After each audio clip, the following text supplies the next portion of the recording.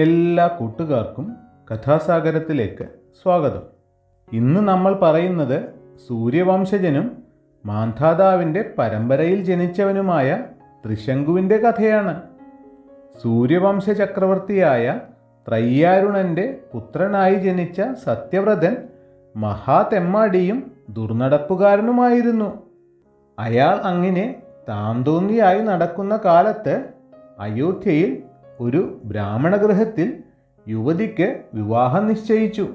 കല്യാണത്തിന് വേണ്ട ഒരുക്കങ്ങളെല്ലാം ചെയ്തു. വരനും വന്നു ചേർന്നു. വിവാഹം നടന്നുകൊണ്ടിരിക്കുമ്പോൾ തെമ്മാടിയായ സത്യവ്രതൻ അവിടെ കടന്നു വന്ന് കല്യാണ പന്തലിൽ നിന്നും വധുവിനെ പിടിച്ചുകൊണ്ടുപോയി കളഞ്ഞു.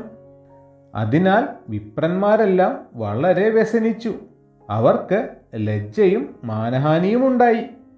അവർ കൊട്ടാരത്തിൽ ചെന്ന് വിവരമെല്ലാം ത്രയ്യാരുണനെ ധരിപ്പിച്ചു. കുപിതനായ മഹാരാജാവ് ഉടൻ തന്നെ രാജകുമാരനായ സത്യവ്രതനെ കൊട്ടാരത്തിൽ നിന്ന് ആട്ടിപ്പായിച്ചു.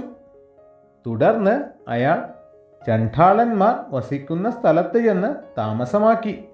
ചണ്ഡാലക്കുടിയിൽ താമസിച്ചുവെങ്കിലും അയാൾ ചണ്ഡാളന്മാരുടെ നീചവൃത്തിയൊന്നും സ്വീകരിച്ചില്ല. ദിവസേന അമ്പും വില്ലും ധരിച്ച് വനത്തിൽ പോയി കാട്ടുമൃഗങ്ങളെ വേട്ടയാടി പിടിച്ചും കായ്കനികൾ ശേഖരിച്ചും ജീവിതം കഴിച്ചു പോന്നു. എന്നാൽ ഈ വിധം രാജ്യത്തിൽ നിന്നും ആട്ടിപ്പുറത്താക്കിയതിൽ സത്യവ്രതന് പിതാവിനോട് യാതൊരു വിരോധവും തോന്നിയില്ല. എന്നാൽ കുലഗുരുവായ വസിഷ്ഠൻ അച്ഛനെ ഈ കാര്യത്തിൽ നിന്നും പിന്തിരിപ്പിക്കാഞ്ഞതിനാൽ വസിഷ്ഠനോട് അത്യധികമായ അമർഷം തോന്നി. ഏകപുത്രനായ സത്യവ്രതൻ ബഹിഷ്കൃതനായതിനാൽ അച്ഛനായ ത്രയ്യാരുണന് അളവറ്റ ദുഃഖമുണ്ടായി. അദ്ദേഹം ഒരു പുത്രനെ ലഭിക്കുന്നതിന് വേണ്ടി തപസ്സു ചെയ്യാനായി വീണ്ടും വനത്തിലേക്ക് പോയി. ഈ സമയം പുത്രനെ ഉപേക്ഷിച്ച ദുഷ്പ്രവൃത്തി മൂലം ആ രാജ്യത്ത് 12 വർഷത്തേക്ക് മഴയുണ്ടായില്ല. ജനങ്ങളെല്ലാം വളരെ കഷ്ടപ്പെട്ടു. ആ കൂട്ടത്തിൽ കൗശികി നദീതീരത്ത് തപസ്സു ചെയ്യാൻ പോയ വിശ്വാമിത്രൻ്റെ ഭാര്യയും കുട്ടികളും ഉണ്ടായിരുന്നു. അനാവൃഷ്ടിക്കാലത്ത് ആഹാരത്തിനു മാർഗമില്ലാതെ അവർ വളരെ വിഷമിച്ചു. വിശ്വാമിത്രൻ്റെ ഭാര്യ രണ്ടാമത്തെ പുത്രനെ വിറ്റുകിട്ടുന്ന പണം കൊണ്ട് മറ്റുള്ളവരെ പോറ്റാൻ തീരുമാനിച്ചു. ഈ തീരുമാനത്തിന് ശേഷം പുത്രൻ്റെ കഴുത്തിൽ ഒരു കയറുമിട്ട് ചന്തയിലേക്ക് കൊണ്ടുപോകുന്ന വഴി രാജകുമാരനായ സത്യവ്രതൻ അവരെ കണ്ടുമുട്ടി.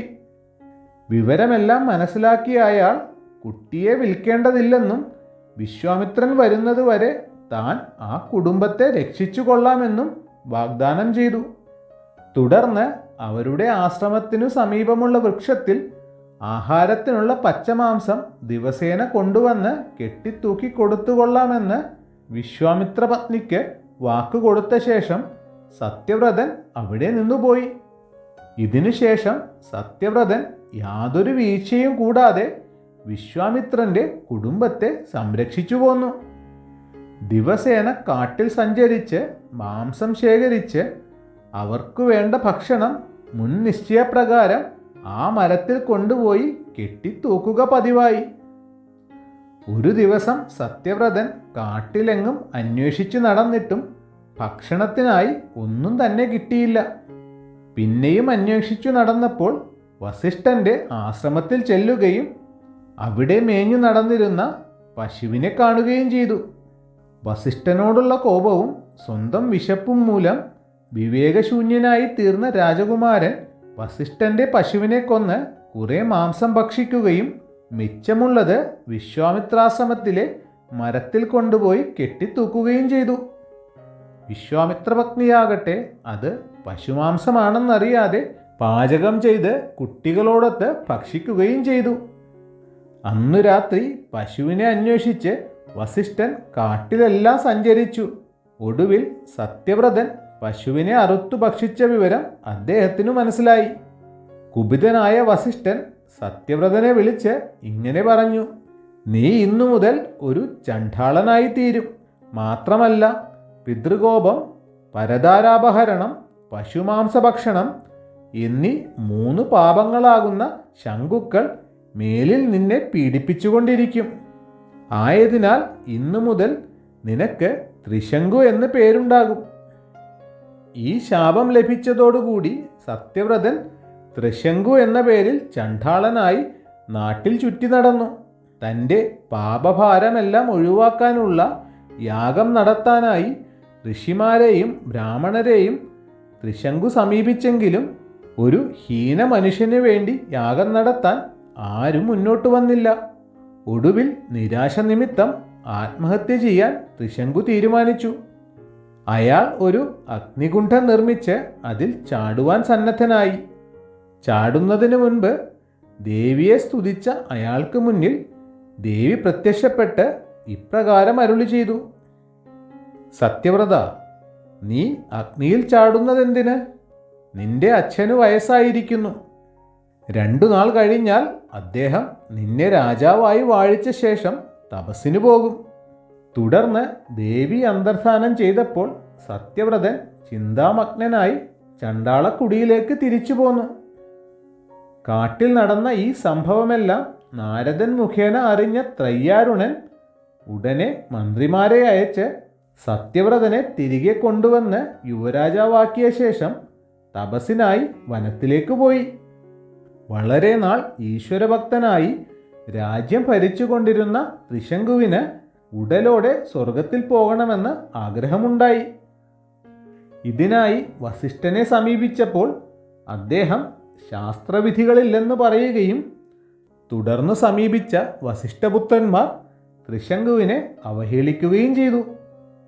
ഈ സമയം തന്നെ ഉടലോടെ സ്വർഗത്തിലേക്ക് അയക്കാൻ യാഗം ചെയ്യാൻ കഴിവുള്ളവർ ഈ നാട്ടിലുണ്ടോ എന്ന് നോക്കട്ടെ എന്നു പറഞ്ഞുകൊണ്ട് അവിടെ നിന്നും യാത്രയായ ത്രിശങ്കുവിൻ്റെ ധിക്കാര വർത്തമാനം കേട്ട വസിഷ്ഠനും പുത്രന്മാരും കൂടി ത്രിശങ്കുവിനെ ശപിച്ച് വീണ്ടും ചണ്ഡാളനാക്കി. ഇതിനുശേഷം ത്രിശങ്കു കൊട്ടാരത്തിലേക്ക് മടങ്ങിയില്ല. വളരെ വ്യസനത്തോടുകൂടി അംബാവനത്തിൽ അങ്ങുമിങ്ങും നടന്ന് ദിനരാത്രങ്ങൾ കഴിച്ചുകൂട്ടി. തൻ്റെ അച്ഛന് കിട്ടിയ ഈ ശാപവർത്തമാനം അറിഞ്ഞ ഹരിശ്ചന്ദ്രൻ അച്ഛനെ കൊട്ടാരത്തിലേക്ക് തിരിച്ചു കൊണ്ടുവരുന്നതിന് വേണ്ടി മന്ത്രിമാരെ അയച്ചെങ്കിലും ത്രിശങ്കു അയോധ്യയിലേക്ക് തിരിച്ചു വന്നില്ല. മന്ത്രിമാർ മടങ്ങി വന്ന് ഹരിശ്ചന്ദ്രനെ അയോധ്യയിലെ രാജാവാക്കി. ഹരിശ്ചന്ദ്രൻ രാജാവായ ശേഷം ത്രിശങ്കു ഒരു ദേവീഭക്തനായി അംബാവനത്തിൽ കഴിഞ്ഞുകൂടുകയായിരുന്നു. ഈ ഘട്ടത്തിലാണ് തപസ്സിന് പോയിരുന്ന വിശ്വാമിത്രൻ സ്വഭവനത്തിൽ തിരിച്ചെത്തിയത്.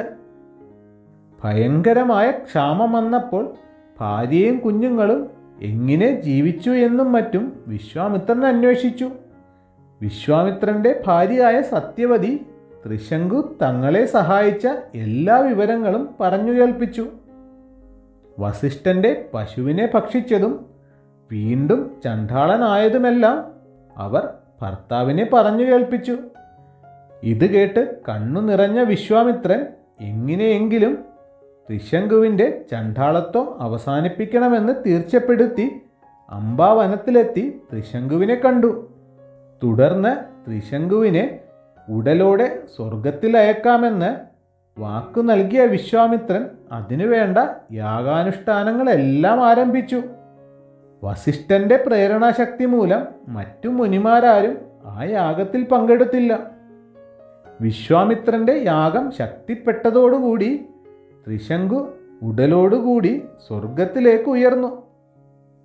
ഒരു ചണ്ഡാളൻ സ്വർഗവാതിക്കൽ വന്നു നിൽക്കുന്നത് കണ്ട് ദേവന്മാർ ഓടിച്ചെന്ന് ഇന്ദ്രനെ വിവരമറിയിച്ചു.